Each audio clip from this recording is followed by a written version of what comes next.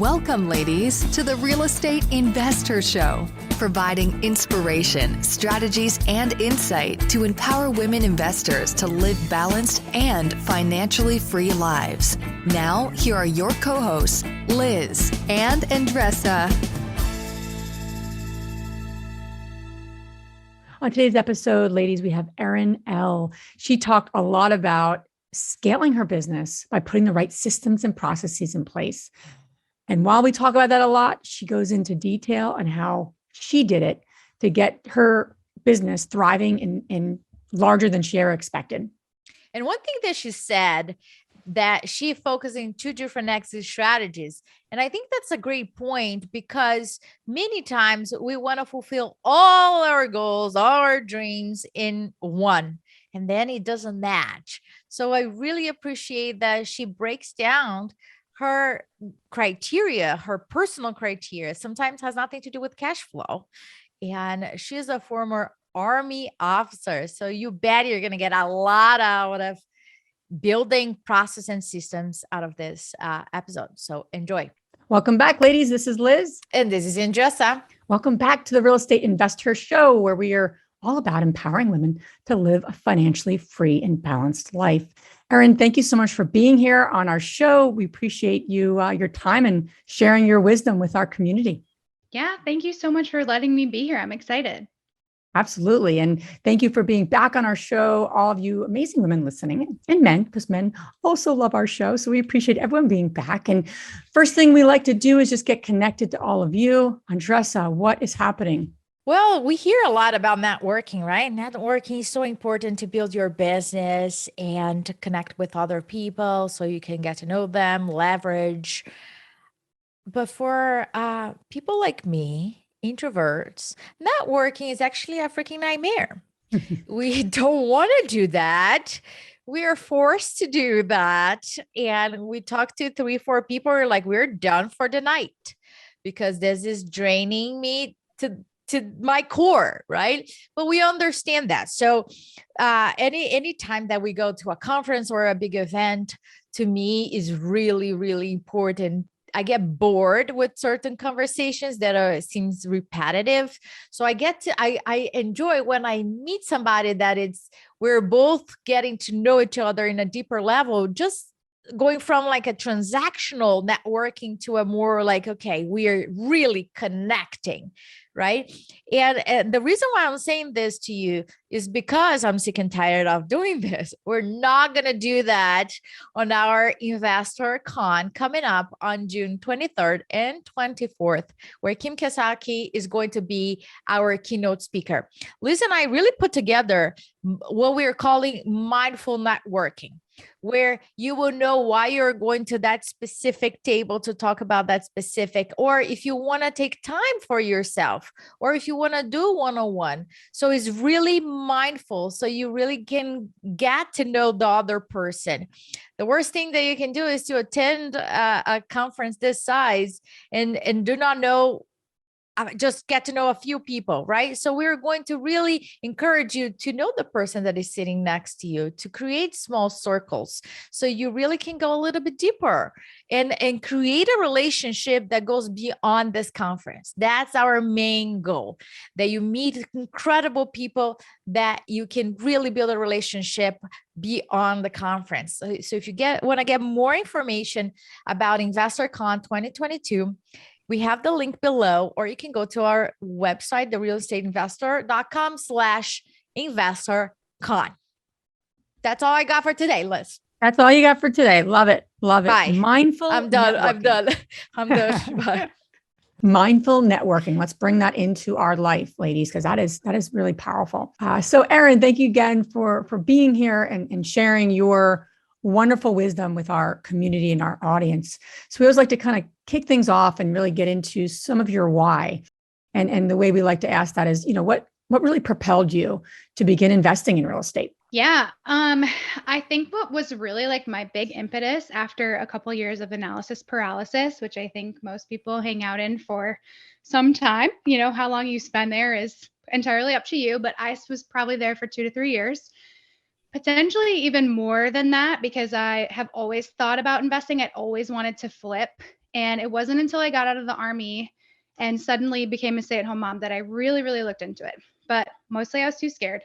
And then I actually got diagnosed with a heart condition and had just a lot of, emotional processing to do, and felt sorry for myself for a couple weeks. And then I finally said, you know what? There's no better time than the present. And I just dove in and I haven't looked back since. So I think that sort of like facing your mortality and just like literally being told by a doctor that this heart condition could end my life at any moment was super eye-opening. And, that's not unique to any of us. Anything could happen anytime. But I had a 1-year-old and a deployed husband when I found out all of this. So it was a lot to deal with. I had also recently gotten out of the Army, lost that network, became a stay-at-home mom, became a mom, so lots of transitions at one time. So anyway, that really propelled me to take that first step. And then since that, we've had a second child, and they are really my main motivators right now. My husband's still active duty. I've got a 3 and a 5-year-old girl, and I just want to hang out with them, and I want to hang out with our family, and I want us to make tons of money so we can go anywhere we want and be completely financially free, have all the time freedom we want. And like little kids have a really good way of grounding you in that kind of a why. I love what you say. A couple of things that stood out for me is like you were scared of real estate, but you're coming from the Army. So I was like, wait a minute, what's going on over there? But there were a lot of different pieces, right? Your heart condition, the baby, all it doesn't seem that the stars were aligned, but you had the awakening moment of like, why not? Why not now? Why not me? Why not start building my life right now? And you said that you procrastinated. My question to you is, what skills that you gained from the Army that you believe that have helped you to break this procrastination cycle and really move forward? I would say when I first got started, like my first 1 or 2, it was really just sort of that ability to assess risk. And so really how I kind of dealt with that was separated our personal finances and the money that we were living off of, which halved overnight. Both my husband and I were active duty, made the same amount of money. I got out of the Army and suddenly cut in half, right? So we set aside money, we had that. And then I opened up an LLC and I made an investment in that and just really separated that.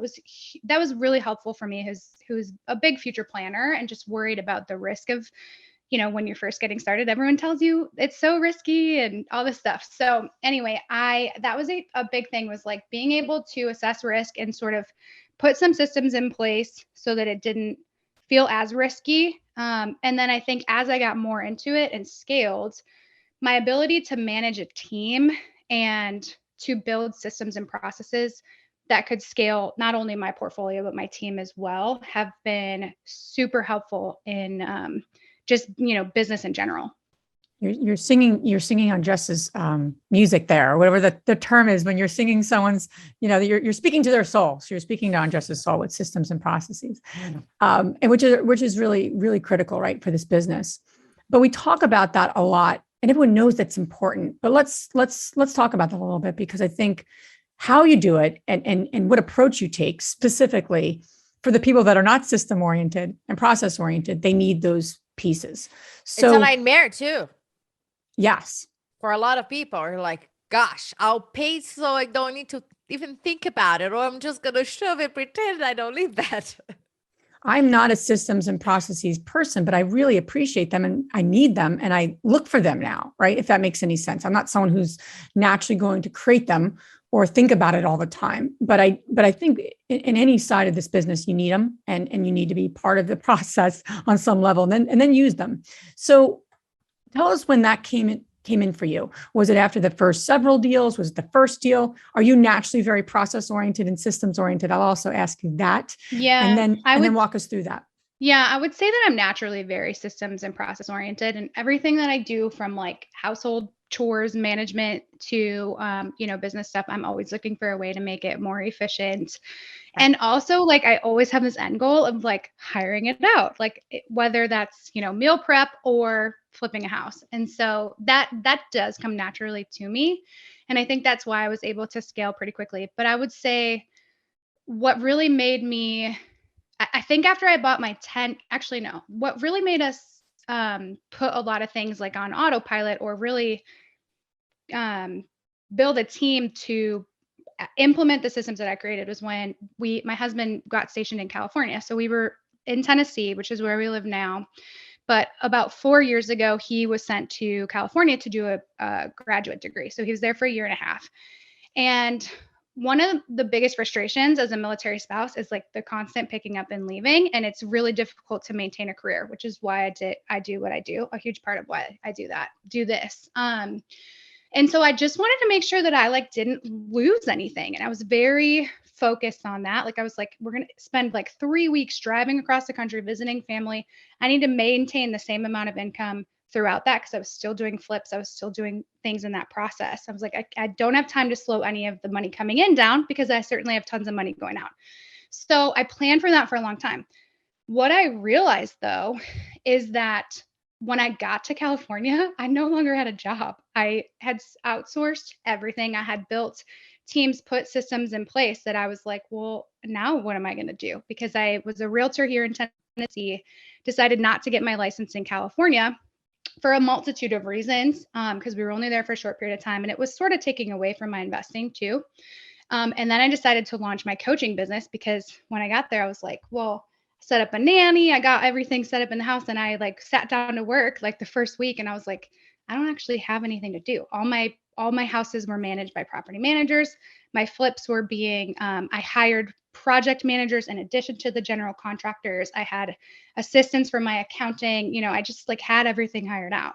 A lot of sense. So let's break it down again for the, and it sounds like you had a knack for that, which is awesome and so helpful, right? But for so many people, they're attracted to real estate investing for different reasons. They start flipping, they start buying rental properties, right? And they may not be as kind of process oriented per se. And then they look at their portfolio, right? They look at their 10 deals, there's 10 properties, and they know they need a better system in place. They know they need better systems and processes in place. What do they do? What is that first, second, third step? What's the first thing they should do? Run. Let's run. They may not be the best person to put all those processes in place, but regardless, they need to do something. They need to take some action. What were some of those first things that you did to kind of organize your business? Well, yeah. So I actually, the first time around, like in that case, I did it in a way that a lot of people were telling me to do, but it's not the way that I do it anymore. So when I remember hearing a lot of times when I first started in business, like you don't want to be in the business, you want to work on the business. If you ever want freedom, you need to like put, these systems, processes in place.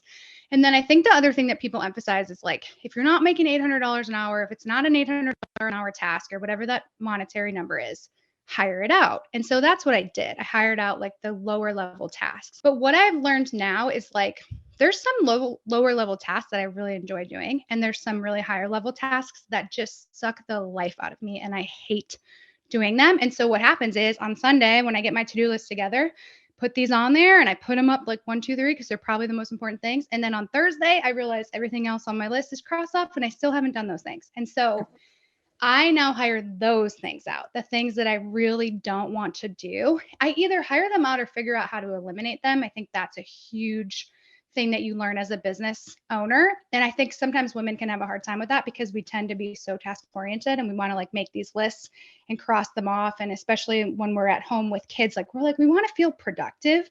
But the difference between like productive and efficient or productivity and income producing activities can be super different. So make sure that you're only doing things that are contributing to the bottom line, which in most situations is making money or something that's contributing to making money. And then the other things, you either get rid of them, don't do them at all, or have someone else do them for you. And then I think another thing that particularly women probably have a harder time with is trusting that, they're worthy of hiring that out, of bringing someone else on and realizing like you're going to get a significant ROI. Like you might spend $1,000 on whoever you're hiring to do this, but turn around, you make $4,000. everyone's happier, everyone's better off. So that's kind of a roundabout answer, but I think it's about like looking at your why, and figuring out why you want to be in real estate, what you want to pursue, what you want your life to look like, and what you want to be doing. And if it doesn't accommodate your why, but it has to be done, have somebody else do it. I love that. I call that the procrastination list. And if I people in the community are like, what are you talking about? Yeah, the procrastination list is that item that is in your list for the past 6 months. They're just like, oh, it's going, it keep coming back, right? So that's your procrastination list. I saw this another day that I was very, very, a very cool concept about hiring, right? And it's not a cost, it's actually an investment. And women in real estate, we're investing in properties. So when you start looking into building a team, I encourage you to think about it is also an investment. And the same way as Erin was saying, I needed to mitigate my risks. So I needed to really understand how things work. You're going to do the same thing with hiring people. Because one of the biggest questions that we get asked is like, how can I trust them? And how can they not like run with my training? I need to start all over again and all of that. Actually, the trust is that you don't trust that you're going to make a right decision. So how can you put KPIs in place or metrics that you will really help you to mitigate the risk there? And that's what I want to go with you. When you're hiring somebody, what are you looking for? Because a lot of the ladies like, well, I don't even know. Like, can you just come watch me and just like take over? But I don't even know what I don't want, or I don't even, as you mentioned, like they connect their value to what they do. If they don't do, if they're not busy, then like, what's the purpose on this, right? So how would you start the hiring process? I'm curious about building your hiring process. Could you break down what do you do to find the right people for you and for your company? Yes, absolutely. And so again, this is something that has changed for me. When I first started hiring, I think I used Upwork or some online platform where you can just, peruse people's resumes and post jobs, things like that. And I didn't do a very good job. I went through like 3 assistants. Like the first one I hired and I had a bunch of things for them to do. And then like they did all these things and I didn't have anything else. And then the second time I just like I hired like the first person that was available and that didn't work out. And then my most recent hire was great. She was fantastic. I thought she was like gonna like take over my company one day. And then one day she just decided she didn't want to work anymore and just literally didn't show up. Oh. So that's, hiring is a challenge. So what I do now, well, and actually before I go there, let's kind of rewind a little bit. I think kind of like what you were saying, Andressa, is that you have to figure out what it is that you're hiring for. So back to that procrastination list or like your to-do list that you never get through, like you got to have a good idea of what you are hiring and then figure out how those translate on a resume, which can be challenging. The good thing is when you're hiring women, I think that women tend to be a little more honest on their resumes. I've seen some really funny statistics about how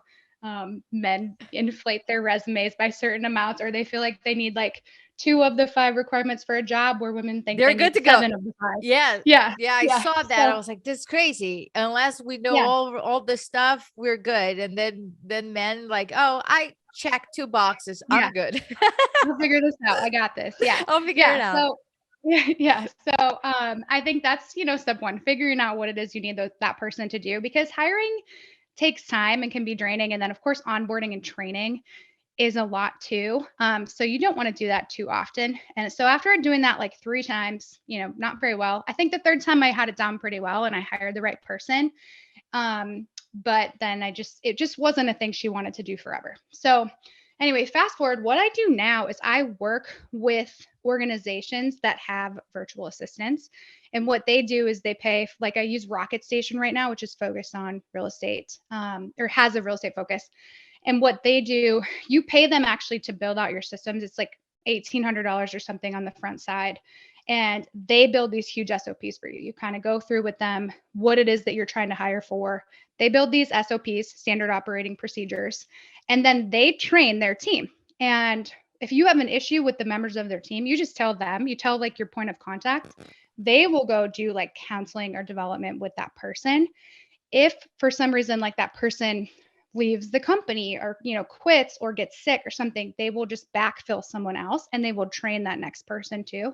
And they provide them with the resources and the training. And if like you were to say to them, like one issue I have with my current assistant is just she kind of lacks attention to detail. She's the complete opposite of me, which makes us a great team. She's super creative, very artistic. And I'm the opposite. I have like zero, no anything going on in my right brain, and I'm very detail oriented. And so that's a little bit of a frustration with her, is just like the lack of detail. And so I'll just go and I'll take that to her supervisor, and then she works on it with her, and she's getting better all the time. So that's kind of where I'm at now, because again, my why, like I don't want to spend a lot of time developing people. I spend a lot of time in the Army doing counseling and having really tough conversations. And while I do actually enjoy that, like the professional development piece of it, it's also very draining, and it's just not something I want to do right now. No, that makes a ton of sense. And to be able to go to that one-stop shop, right, makes all the difference. So you're a little more peaceful, a little more focused. I love that. I want to also go here with you, Erin, reading your bio, reading some of the questions, you answered, and just trying to get to know you a bit better. You said something interesting, and I want to just speak to that, because I think this is what you do focus your energy on, those bigger ticket items to grow your business. You said, I fell in love with chasing the deal, negotiating, and possibilities this is going to bring me. That's something you mentioned. And tell us a bit about chasing the deal and negotiating, because that is two things that some women really fear and other women run towards, especially the negotiating part. And I love hearing when women are like master negotiators and just making deals happen. I think that's a skill that is so important in this business, and it's incredibly important for women, of course. So tell us a little bit about, how you chase deals, how you used to, how you chase deals now, but most importantly, the chasing the deal and negotiating kind of go hand in hand. Tell us a little about your magic when it comes to that, because you clearly have figured something out with the scale that you're at right now. So I think in terms of chasing the deal, I think the only thing that's really changed from the beginning is, in the beginning, I just didn't really think there were a lot of deals. I didn't really know where to find them. I didn't understand that you had to like network and build the relationships with people that are going to bring you the deals. And now I get so many deals. Like, I bet I'll log back into my email after this and I'll have 15 new deals in my inbox from realtors all over the country, wholesalers. And I spend a lot of time just like, if I'm ever sitting on my phone, I'm not perusing Facebook. I'm 100% on Zillow, like just looking at real estate. I'm obsessed with it. I love doing it. And so I'll get on every email list. Anytime I look in a market, I'll connect with a couple different realtors. I'm a realtor too. So I get tons and tons of deals coming to my inbox. And so, what I've learned, even during this crazy market cycle that everyone's always talking about, there's no deals, there's no good deal, there's nothing good to find. Like, I very, very much disagree with that. You're just, not looking for them in the right places, but there are definitely deals. So, in terms of negotiation, I sort of two things to this. I think for one, you have to figure out what it is that the seller actually wants. Like, you have to figure out whoever has the deal. Could be a wholesaler, could be a seller. You could be going direct. Maybe you're going with a realtor through a realtor. You just have to kind of get to the root of their motivation. And a lot of times it's not money. Like, it's usually not a money thing. Sometimes people want extra time in the house so they can find a place to live. Like, I know that's a thing right now because it's hard to buy. Other times people want to get out quickly. Other times people don't want to make any repairs. Sometimes people do want to make repairs. So if you can figure that out and get to know the motivations of these, whoever you're getting this deal from, that is a huge leg up, because then you're able to solve their problem or create a solution to their issue, which is the whole goal. And so, if you're going direct with a seller, it's a lot easier to do that. And just, you want to get them to know, like, and trust you, and you want to get them to believe in your strategy or your idea for the property, which might sound like fluffy, but I think it's just you being able to communicate what your vision is, and that can be really powerful if you believe in it and you're able to communicate that belief in it. So I think that's a big thing. And then the other thing is, when you're negotiating, it cannot be from a place of emotion. It can't be like this hunch. Like, this property will probably appraise for 500, but I just really think it's worth 550. Like, that is not a good place to negotiate from. I think that, you have to have your ducks in a row. You have to have it in black and white. And what I mean by that are comps and valuation to support the dollar amount that you're pursuing. And then also a report of the condition of the property, or even maybe the potential of the property, again, in black and white from a subject matter expert, an appraiser, or something like that. And and then an inspector, contractor, foundation specialist, whatever it is, that's what you use to negotiate on. And then you essentially just have this conversation, have respect for the other person. Don't get emotional. Don't get angry about it. And just say, like, okay, I know this is what you want to do. This is what I want to do. Here's the reality of what we're dealing with. How can we meet somewhere? It doesn't have to be in the middle. It doesn't have to be anything. It just has to be a solution that works for both. And I think that the best way to do that is just to have it in black and white, literally in writing, and take emotion out of it. Curious to hear, how many deals have you walked away from? You Oh, made God. an offer, you did your analysis, your number, you made the offer, they said go pound sand or whatever they wanted to say to you. How many deals did you follow your advice that you're saying right now, where you just walked away and you're done? Like how many?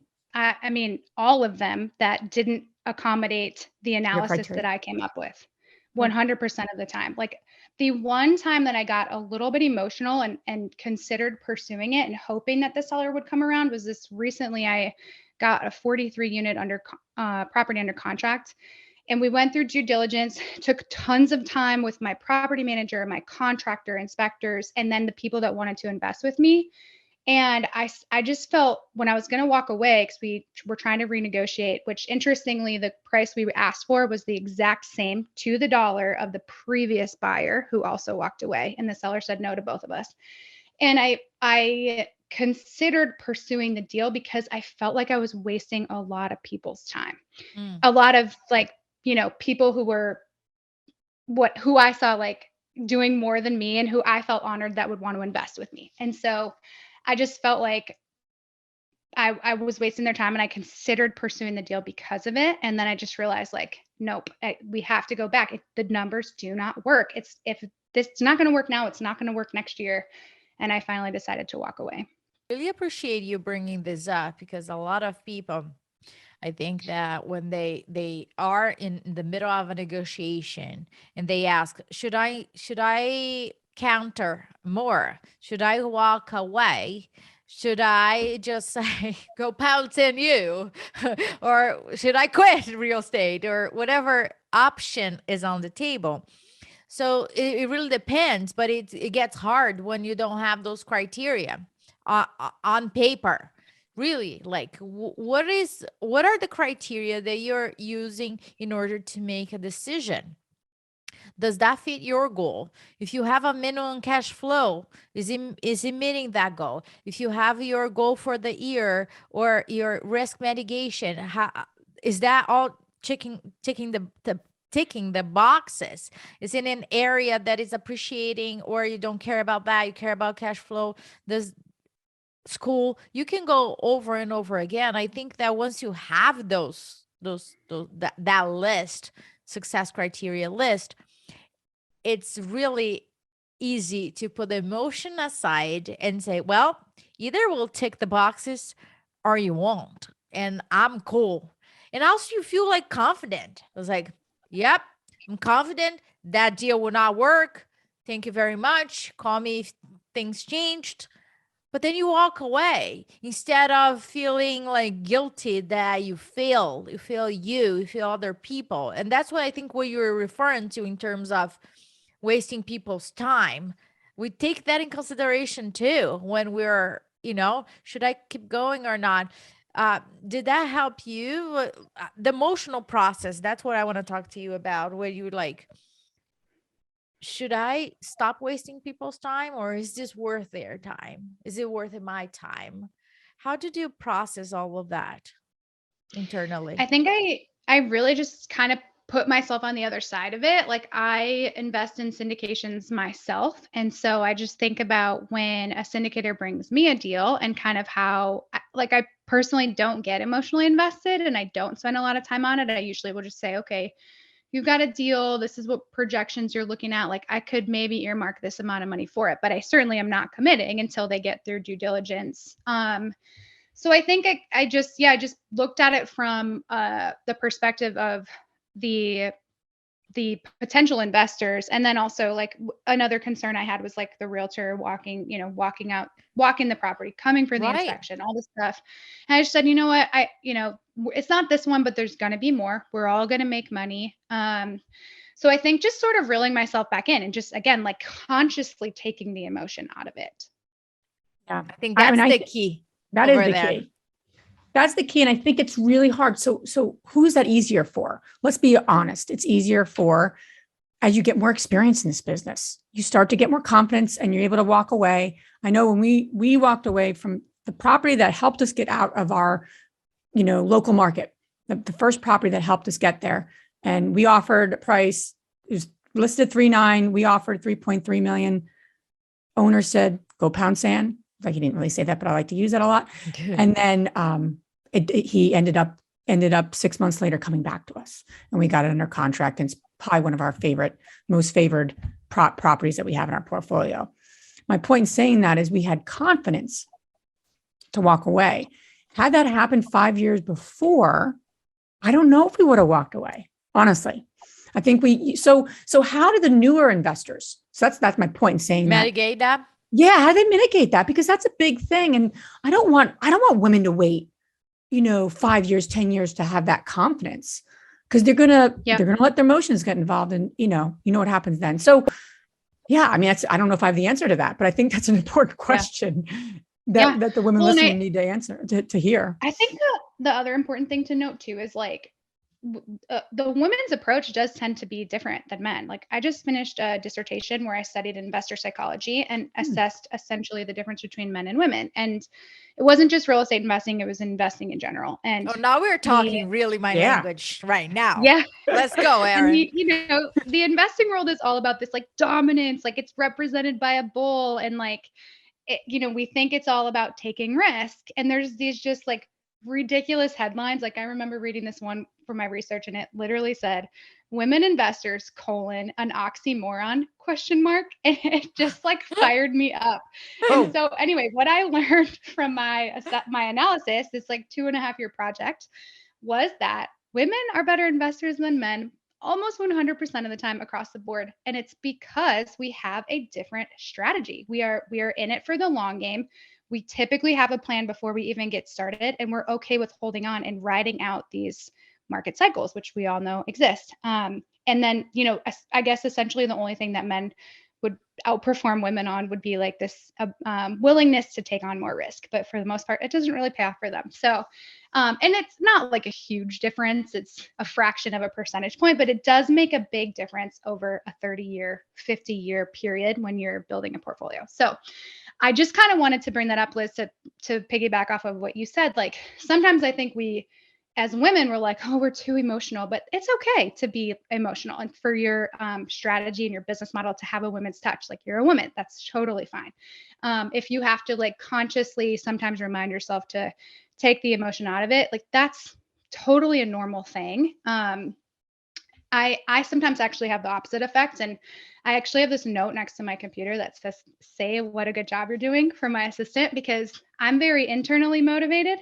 Like when my husband's like, "Wow, you did such a good job," it doesn't really matter to me. It really matters what I think. But my assistant and a lot of other people, she like, when I say, "Wow, this is really great," she just like beams like from the inside out. And so that's something I have to like constantly remind myself to tell her what a good job she's doing. So anyway, I think learning about yourself is probably the key. As I'm like rambling here, I'm like, I think it's just figuring out who you are, and then aligning that with your goals. And then back to like what Andressa was saying about having these criteria, those criteria have to be grounded in something, which I think is your why, right? Like your why should be essentially your path from where you are now to where you want to go in a certain period of time.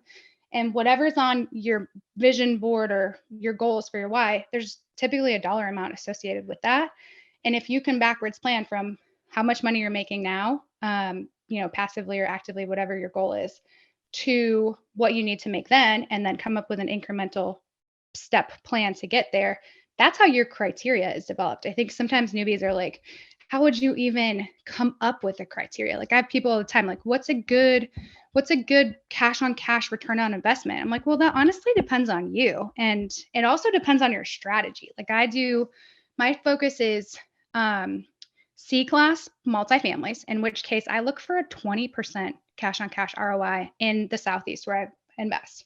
And then my other strategy is A-class Airbnbs. And to be honest, I look to break even, because I'm buying in places that are appreciating, and I'm also buying in places where my family and I, military family who's moving all the time, where we can go. And so we spend 2-3 weeks out of every year at these places. So I'm okay with breaking even, seeing that the property values appreciate and not paying for those vacations, and also usually being treated like kings and queens by our property managers. So all that's okay with us. I love this. And I love what you're saying about women being better investors. Love that very much so.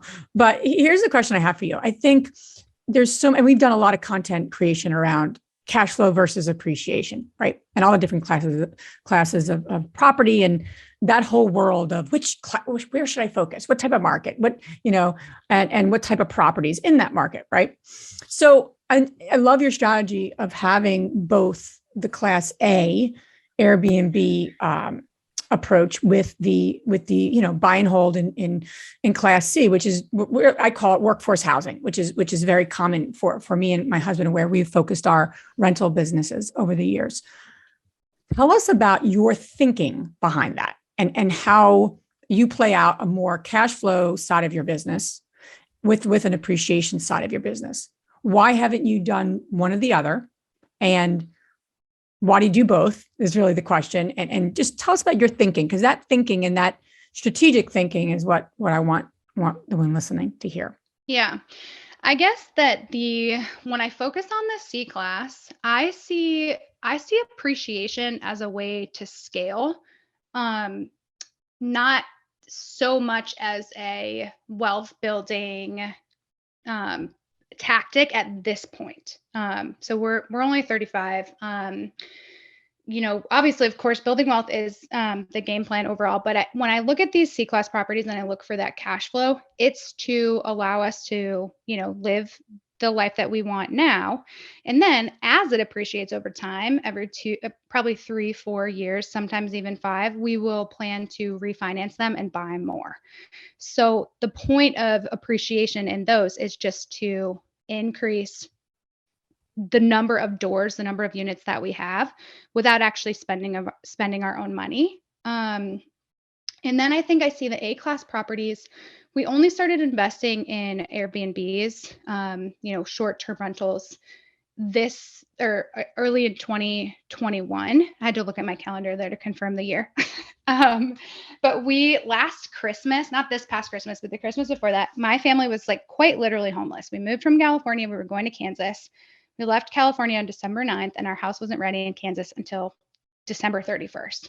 And we just spent those 3 weeks traveling, which was fine. Like we went to see family and stuff like that. But my kids are at an age now where I want them to wake up in a place that they're comfortable with, where they can enjoy the presents that Santa brought and things like that. And so I kind of had a hard time with that, having Christmas in a place that wasn't ours. And so that became a part of my why. I was investing in places where my kids could make memories, because we're in this house now. We'll be lucky to stay here for 2 years. We were in California for 1.5 years. And so I just think back to the house I brought my kids home in. That was 4 houses ago, home from the hospital, 4 houses ago. They will never remember that house. So I want to buy properties where we can take them and make those memories and always have that, and then hand those to them someday. So I think that the strategy, or at least the reason for buying those, is completely different. The C class is to continue to build my business, build our portfolio, of course, eventually build long-term wealth, but it's really more about the monthly income. And then it's the complete opposite on the other side. It is more emotional. It's about a place my family can go and a place that will increase in value. We'll have them paid off by the time my kids are ready to enjoy them with their own families and then give them to them.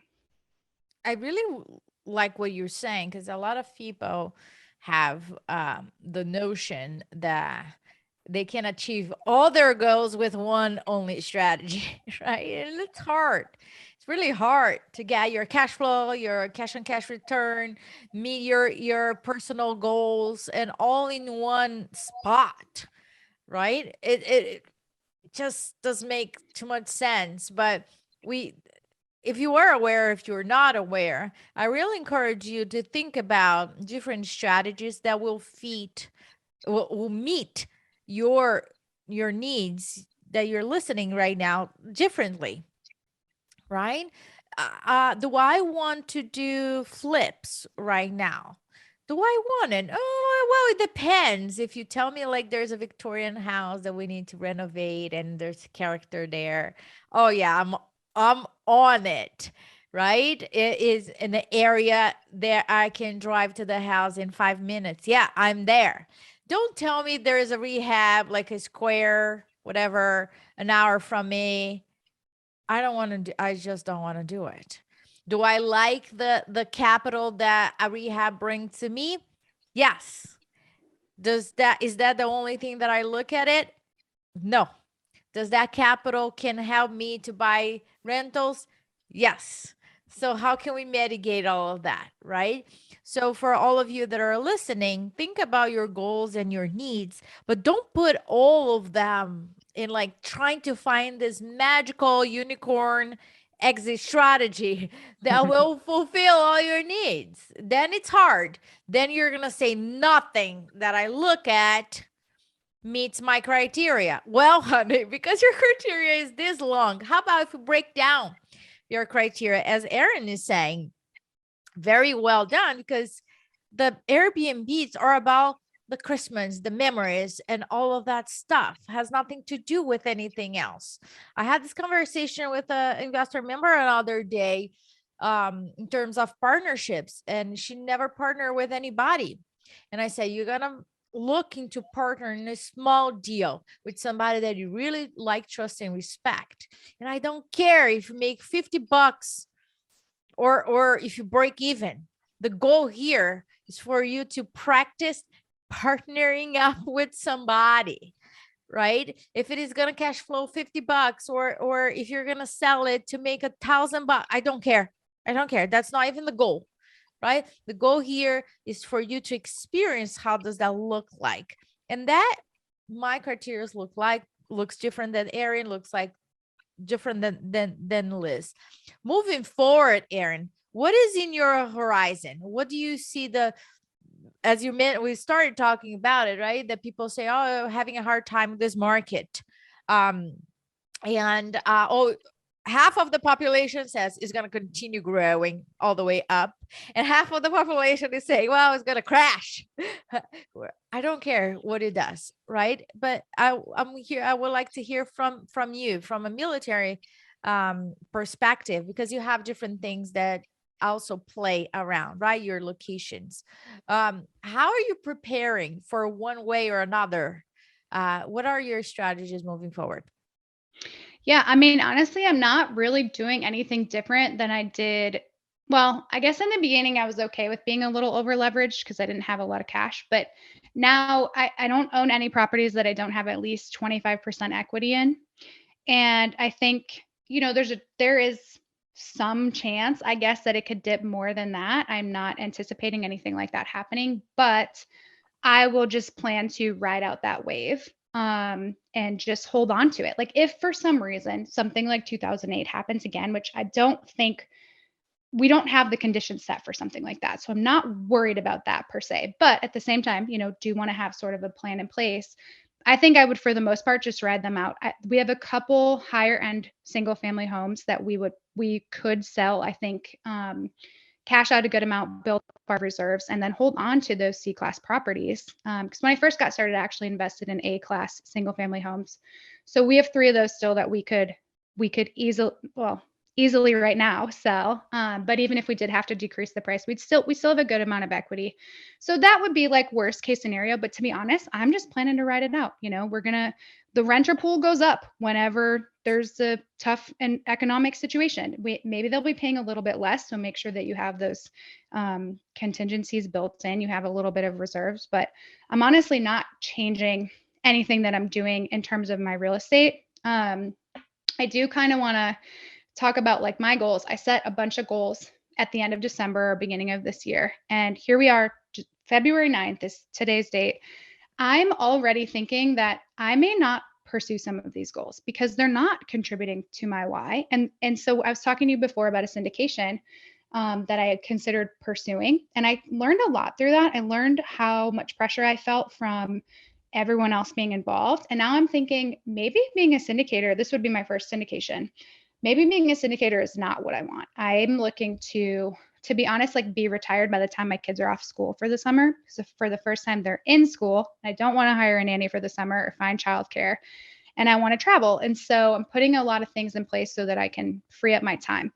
And I'm, literally I have my list of goals right here. My third one down is to syndicate a real estate deal. And I'm now thinking I may just completely scratch that off. And I think sometimes that's hard for not just women, just people in general, to feel like that could feel like quitting in some ways. But there's a lot of thought behind like quitting can be a really good thing if it's not serving you. And syndicating has nothing to do with my why. It's just something I've never done. I felt like it was something I wanted to pursue and wanted to try to see if I could do it, probably for personal ego reasons. But now I'm realizing like maybe there's, what purpose does that really serve me, and how does that contribute to the life I want to lead? And it doesn't. So I think I'm going to scratch that one off.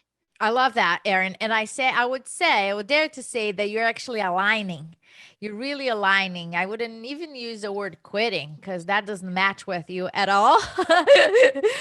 Based on everything that you have said, your journey and everything, you didn't quit in any moment. So I think that the women, if we shift from that to like, I'm aligning myself to my goals, my whys, who I became, who I want to become, and being peace with that. I think the key, Liz and I build the investor community for women to come and say, listen, I don't have an idea how to freaking create my success criteria. I don't even know my full why. I just think it has to do with family and traveling. Can somebody help me? How can I figure this out? Smart people ask for help. So I always encourage the woman to come to the community, raise their hand. It's a safe place for you to do that. So you can get the support that you need and really live life aligned to what you really want. Yeah. And I think another thing to note here too is like, I feel like I'm really, really focused on my why now, but I spent a year flipping and I had no business flipping. In that year, I did not add one single door to my portfolio. Then I spent 8 months wholesaling. And again, I worked 18-hour days for 8 months and I had zero, I hated every second of it. Why I did it, I have no idea. But I now know more important than like what you do want to do is the things you don't want to do. Yeah. And that's part of developing your why too. Absolutely. Yeah. So important, right? And it's a process. It's a continual process. This is not like one and done. This is like weekly, day to day, at least having that, we call it the come to Jesus meeting with yourself, your family, is so, so important. You get reflective. So love that you're on that journey, Erin. You sound like you're making the right calls that work for you, which is so important on your own terms. So where can the ladies listening learn more about you? Yeah, so I have a website called bcglobalinvestments.com. Tons of stuff on there. And then you can also email me, Erin, ERIN, at bcglobalinvestments.com. Awesome. And all this information you guys can find on our show notes. We're going to transition to our fabulous 3 questions. And the first one, Erin, is what's the most transformational book you ever read? Um, it's a book called Who, Not How. And it's all about instead of asking yourself, how can I accomplish this? It's more like, who can help me accomplish this? And I feel like it's right on brand for me about, outsourcing and finding the right people to help you elevate your game. Love that book. The second question is, what's the most powerful routine that you do to create a financially free and balanced life? I feel like I might have said in the past, a morning routine. However, I have two small children and no two mornings ever look the same. So I've sort of let go of this concept of a morning routine because really it's the rough nights that affect the mornings. But I have found like whenever I do have time, sometimes it's, when the kids are at school and it is routine, but sometimes it's like a Sunday afternoon that my husband takes the kids to the playground. I have an hour to regroup or whatever. And I think I always start that time with, I have this weekly tracker and it has goals for the week on it. And that's where I start everything. It's just, what do I have to accomplish this week? And it just grounds me and it makes me feel more productive. And so I think it's just sort of resetting and reminding yourself what you're working for in the long term, but then also what's most important to do right now, today, this week, to accomplish those things. Last question is, which woman, famous or not, has inspired you the most? I would say I really like Barbara Corcoran's story. I try to be like her in all senses. I made my Instagram just like she has like the Barbara Corcoran, so I'm the Erin Hellen. But yeah, her story is really cool, and she just has such a great personality. She's a great team leader, and yeah. Great. Well, Erin, thank you so much for being on our show. Thank you for sharing your wisdom with our community and our listeners, and excited to see your next chapter unfold. Thank you so much. Thank you, Erin. If you enjoyed this podcast and want to receive updates on our next interviews, go to our website, therealestateinvestor.com. There, you can subscribe to our show, become part of our investor community, and get updates on upcoming episodes. If you like our show, please share it with other women who would benefit. And don't forget to leave us a rating on iTunes. We'd really appreciate it. And as always, we encourage you to take one action as a result of today's show and put it into motion so you can live both a financially free and balanced life. Thanks for spending time with us. Ciao.